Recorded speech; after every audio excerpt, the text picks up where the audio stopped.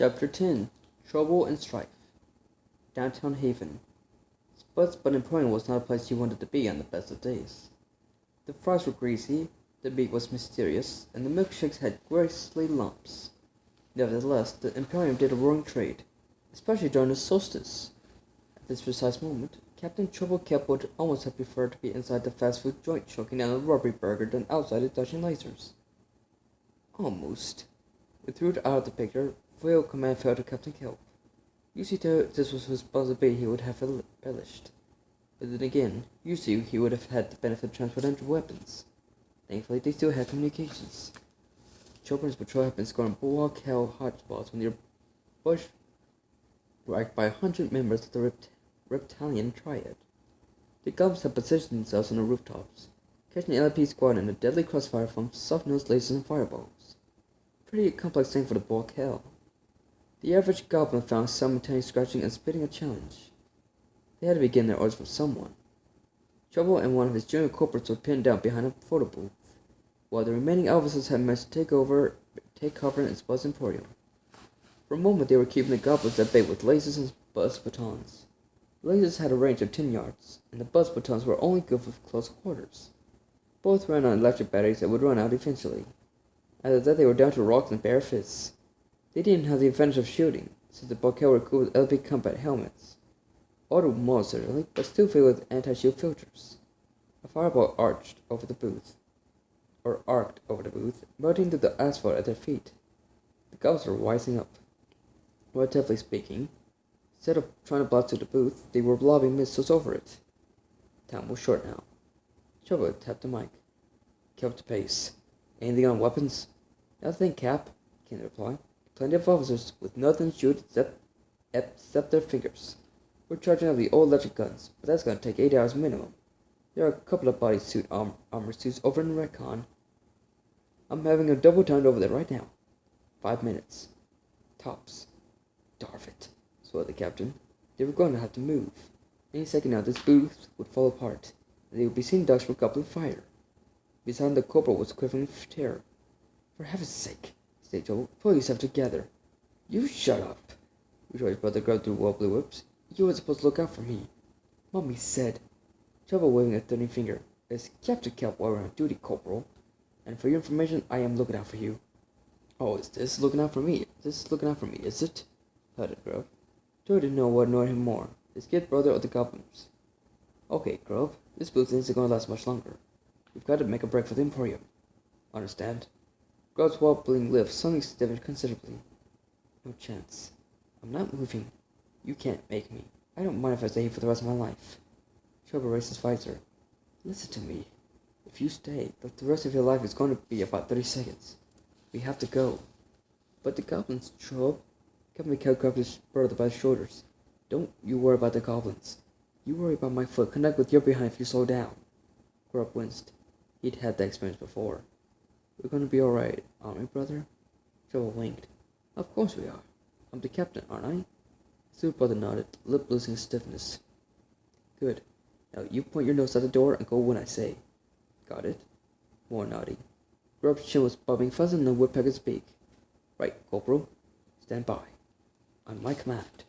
Another fireball. Closer this time. Black smoke rose from Trouble's rubber soles. The captain poked his nose around the wall. A laser burst almost gave him a third nostril. A steel standard board spun around the corner, dancing with the force of a dozen charges. Photo finish, the sign said. Or photo finish, to be precise. The air had been blasted out of it. Not laser-proof then, but it would have to do. Joe boosted the revolving board, draping it over his shoulders. Armor of sorts. The LP suits were lined with microfilaments that would dissipate neutrino blasts or even sonic bursts, but soft noses haven't been used underground for decades. A burst would tear through the LP uniform as if it were so much rice paper. Bugs put on the back. Ready?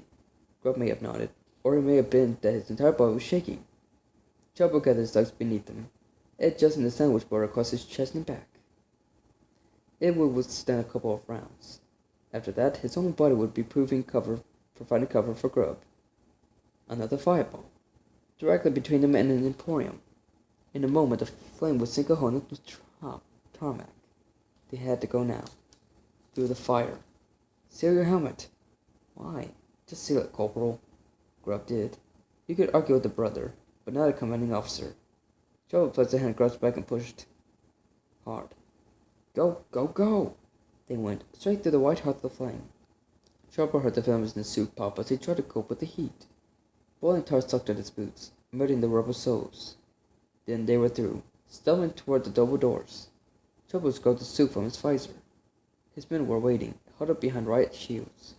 Two paramedic warlocks had their gloves off, ready to lay on hands. 10 yards to go. The goblins found range. A hail of charges sang through the air around them, pulverizing them what was left of the Emporium shop front. Trouble's crown lurched forward as the slug flattened itself against his helmet. More charges. Lower down. A tight grouping between his shoulder blades. The sandwich board held. The impact lifted the captain like a kite, slapping him into his brother and carrying them both through the decimated double doors. They were instantly hauled behind a wall of riot shields. Grubb! Gasped Captain Kelp, though the pain and noise ensued. Is he okay? Fine, answered the single warlike paramedic, rolling Trouble on his stomach. Your back, on the other hand, is going to have some lovely bruises in the morning. Captain Kelp waved the warlock away. Any word from the commander? The warlock shook his head. Nothing. Root is missing in action, and Kujin has been reinstated as commander. Even worse, now they're staying focused behind this whole thing. Trouble paled, and it wasn't from the pain in his back. Foley! It can't be true.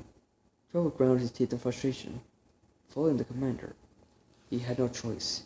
He would have to do it. The one thing he had nightmares about. Captain Kelp struggled up onto one elbow. The air above their heads was alive with a buzz of sudden-nosed bursts. It was only a matter of time before they were completely overrun. It had to be done. Trouble took a breath. Okay, people, listen up. Retreat to Police Plaza. The troops froze. Even Grubb caught himself in mid-sob. Retreat? You heard me. It's not true, Poe. Retreat. We can't hold the streets without arms. Now move it out. The LP shuffled to the surface entrance, unaccustomed to losing. Call it retreat, call it tactical maneuver. It was still running away. And who would have thought that it would ever come out of Trouble Kelp's mouth? Arctic Shuttleport. Artemis's fellow travelers took shelter in the Shuttleport. Holly made the journey slung over Butler's shoulder. She protested loudly for several minutes, until the commander ordered her to shut up. You've just had major magical surgery, he pointed out, so just stay quiet and do your exercises. It was followed that Holly manipulated her finger constantly for the next hour or so, to ensure that the right tendons got reconnected. It's very important to move the index finger the way you intend to move it, especially if you're firing a weapon. They huddled around the globe cube and deserted the departures lounge. Any water? asked Holly. I feel dehydrated out of that healing. Reed winked. Something that didn't happen very often. Here's a little trick I learned in the field. He popped a flat-nosed shell from the clip in his belt. It was transparent and filled with clear water. You won't get much of a drink from that, commented Butler. More than you'd think. This is hydrogen shell, a miniature fire extinguisher. The water is compressed to a tiny space. You fire into the heart of a fire, and the impact reverses the compressor. Half a gallon of water is blasted at the flames. More effective than 100 gallons poured. We call them fizzers. Very good, said Artemis dryly. If you could use your weapons. Don't need 'em, said Root, drawing a large knife. Manual works just as well. He pointed the shell's flat tip at the mouth of a canteen, and popped the lid. Fizzing spray jetted into the container. There you are, Captain. Never let it be said that I don't look after my officers. Clever, admitted Artemis. And the best thing is, said the commander, pucking the empty fizzer, these things are completely reusable. All I have to do is stick it in the pop stove, and the compressor will do the rest. So I wouldn't even have fallen on my case for wasting equipment. Holly took a long drink, and soon the color surged back to her cheeks. So we are ambushed by a ball kill hit team, she mused. What does that mean? It means you have a leak, said Artemis, holding his hands close to the cube's warmth. It was my impression that this mission was top secret. Not even your council was informed. The only person who isn't here is that centaur. I jumped to her feet. Foley? It can't be. Artemis faced his palms. Logic. That's all it is. This is all very well, interjected the commander, but it's a conjecture. We need to assess the situation. What have we got, and what do we know for sure? Butler nodded. The commander was a being after his own heart. A soldier. Who asked his own question? We've still got the shuttle, provided it's not wired. There's a locker full of provisions, and plenty of food mostly, so get used to fish and squid. And what do we know? Artemis took over. We know that the goblins have a source in the LP. We also know if they try to take out the LP's head, Commander Root, they must be after the body. The best chance of success would be to mount both operations simultaneously. I chewed a lip. So that means there's probably some kind of revolution going on underground. The bulk cow gets LP, Scout Holly. No problem. Generally, that may be true, agreed Artemis. But if your weapons are out, then so are theirs, said Root. Artemis moved closer to Globe Q. Worst case scenario, Haven has been taken by the bulkhead and the council members are either dead or imprisoned. Quite honestly, things look grim. Either Fairy responded. Grim hardly did the situation justice. Disaster was closer to the mark. Even Artemis was slightly disheartened. None of this was helping his father. I suggest we rest here for a while, pack some provisions, and to proceed toward Murmansk as soon as we get some cloud over. Bella can search his manifesting's apartment. First we'll be lucky, and my father will be there. I realize that we are the slight disadvantage without weapons, but we still have supplies on our side. No one spoke for a few moments. It was an uneasy silence. Everybody knew what should be said, but nobody wanted to say it. Artemis, said Bella eventually, laying a hand on the boy's shoulder. We are in no shape to go up against the Mafia. We don't have any firepower, and our colleagues need to get underground, so we don't have any magic. If we go in there now, we're not coming out. Any of us. Artemis stared deep at the heart of the glow cube. But my father's so close, Butler. I can't give up now. In spite of herself, Holly was touched by his unwillingness to give up, against all the odds. She was certain that, for once, Artemis wasn't trying to manipulate anybody. It was simply a boy who missed his father. Maybe her defenses were down, but she felt sorry for him. We're not giving up, Artemis, she said softly. We're regrouping. There's a difference. We'll be back. Remember, it's always darkest before the dawn. Artemis looked at her. What dawn? We're in the Arctic, remember? Operations booth. Foley was furious with himself. After all the security encryption he'd built into his systems, Obokobo had simply shorted in here and hijacked the entire network. And what's more, the LB had paid her for the job. The center had to admire her nerve. It was a brilliantly simple plan. Apply for the upgrade contract, submit the lowest estimate. Get the LP to give you an excess all area chip and then piggyback spy counts to local systems. Foley would be worried about that Opal had even built the LP for surveillance equipment. Foley pushed a few buttons experimentally. No response. Not that he expected any. Dallas Opal Cobra had everything wired down to the last fiber optic. Perhaps she was watching him at this very moment. He could just imagine her, coiled up on a cowboy hoverboard giggling at the plasma screen, her greatest rifle gloating over his destruction. Foley growled. She may have cut him off guard once, but it wouldn't happen again. He would not go to praise for Opal Corporate's entertainment. Then again, maybe he would. The center began to heave theoretical sobs, peeping out between his fingers. Now if I were a bottom camera, where would I hide? Somewhere the sweeper wouldn't check. Foley glanced at the bug sweeper, a small complex-looking mass of cables and chips attached to the roof. The only place the sweeper didn't check was inside the sweeper itself. Now he knew Opal's vantage point, for the good it did him. If the camera was piggybacking inside the sweeper, there would be a small blind spot directly below the unit's titanium casing. The PC could still see everything of importance. He was still locked out of the computer and locked in the operations booth. The sensor cradled his head between his hands, the picture of a beaten fairy. In fact, he was scanning the booth. What had come in since the cowboy upgrades? There must be some untainted equipment. But there was something except junk. A row of fiber optic cable, a few conductor clips, and a few tools. Nothing useful. There's something winked at him from beneath the workstation. A green light. Foley's heart jumped 10 beats per minute. He knew instantly what it was. Artemis Fowl's laptop computer, complete with modem and email capability. He ordered himself to maintain calm. Opal Corporate couldn't possibly have bugged it. The device had only come in hours ago. He hadn't even got around to dismounting it yet. The sensor clopped across his toolbox, and in a fit of frustration dumped the contents onto the plasma tiles. He was not so frustrated that he forgot to snag some capable snips. The next step in his faked breakdown was to flop onto the worktop, stopping uncontrollably. Naturally, he had a flop on the precise spot where Holly had left the laptop. With a casual kick, Foley slid the computer into space with the sweet response it should be. So far, so good. Foley popped the laptop's lid and quickly shouted at the speakers. Humans would insist on their machines beeping at the most inopportune moments. He let one hand drag across the keyboard and moments later he was in the email program. Now for the problem. Wireless internet access is one thing, but access from the center of the other is quite another. Cradling his head in the crook of one arm, Floyd jimmied one end of a fiber optic cable into a scope uplink port.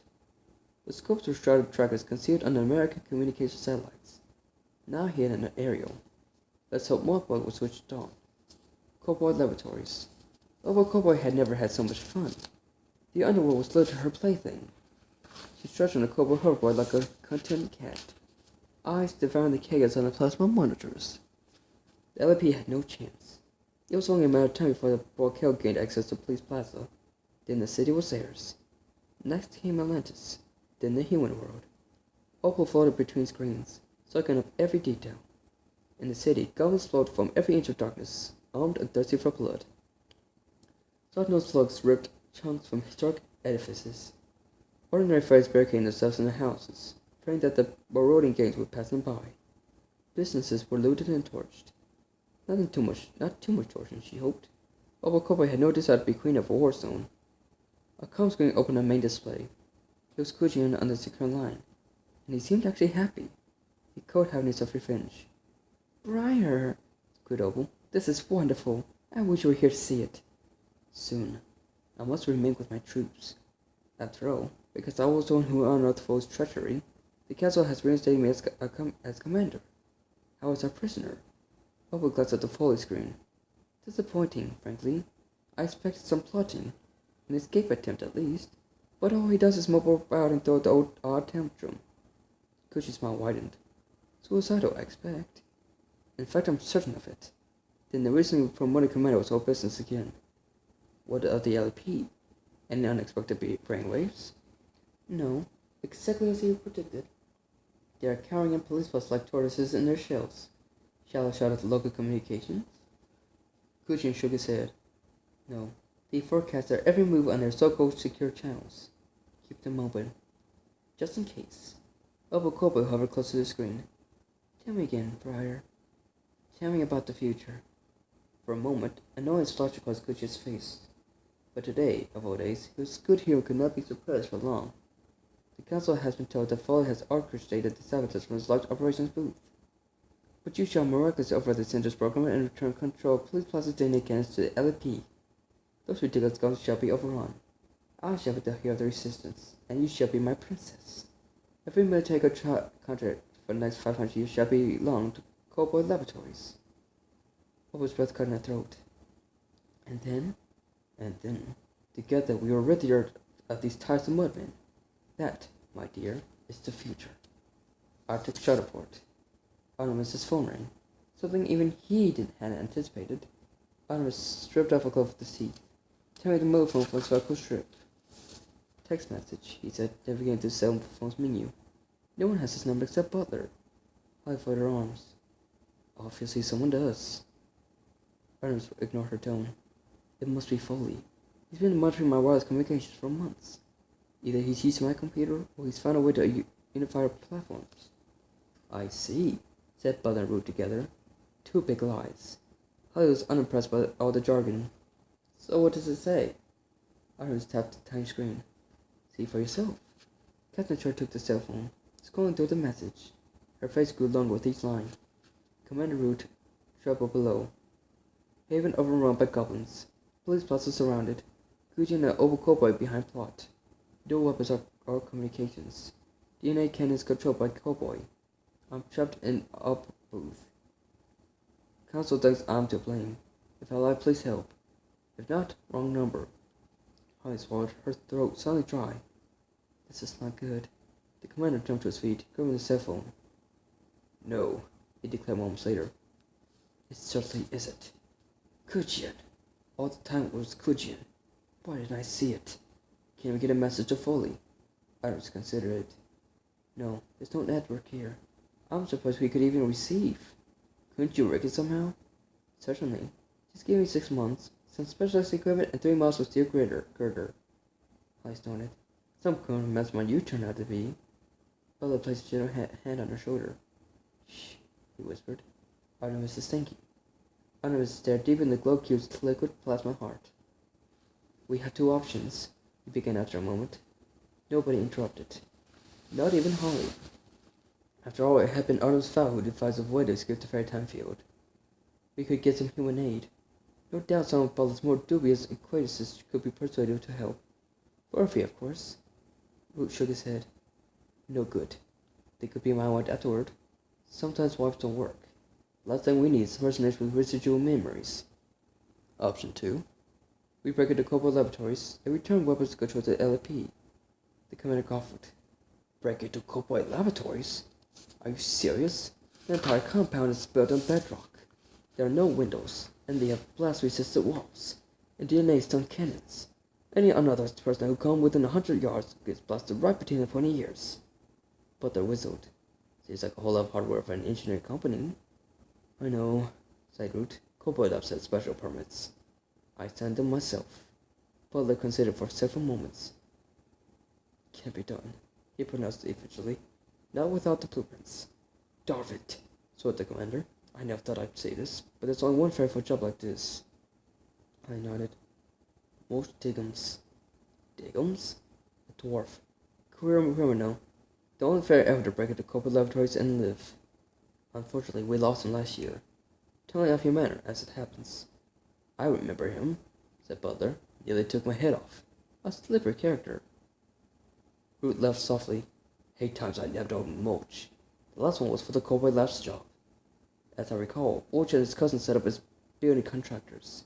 A way to get plans for secure facilities. They got the Cobalt contract. Mulch left himself a back door. Typical Dickums, he breaks into the most secure facility on the planet, then tries to sell an alchemy fat to one of my squeals. Artemis sat up. Alchemy? You have alchemy fats? Stop drooling, my boy. They're experimental. The ancient warlocks used to be able to turn the lead into lead into gold, according to the book, but the secret was lost. Even Oval hasn't managed it yet. Oh, said Artemis, disappointed. Believe it or not, I almost missed that criminal. He had a way of assaulting a person. Who glanced around the heavens. I wonder if he's up there now, looking down on us. In a manner of speaking, said Holly guiltily. Actually, Commander, Bush Dickens is in Los Angeles.